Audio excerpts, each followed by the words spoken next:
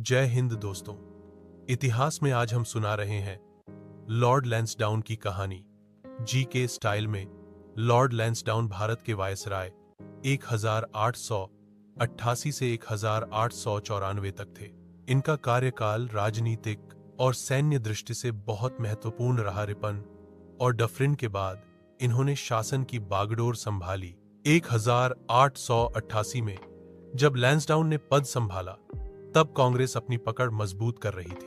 कांग्रेस अब केवल पिटीशन और मांग से आगे बढ़कर राष्ट्रीय स्तर पर संगठन बनने लगी थी।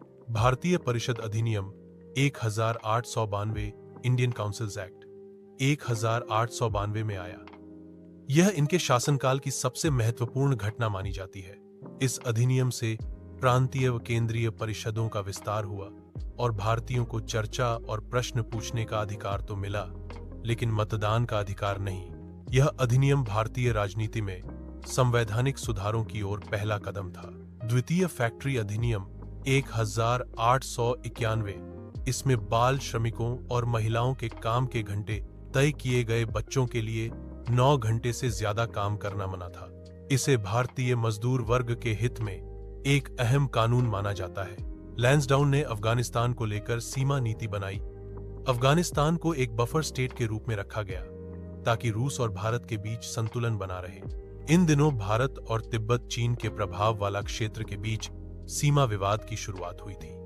इसके समाधान के लिए 1890 में एंग्लो चाइनीज कन्वेंशन हुआ था। 1890 के दशक में बर्मा और उत्तर पश्चिमी सीमा पर विद्रोह हुए।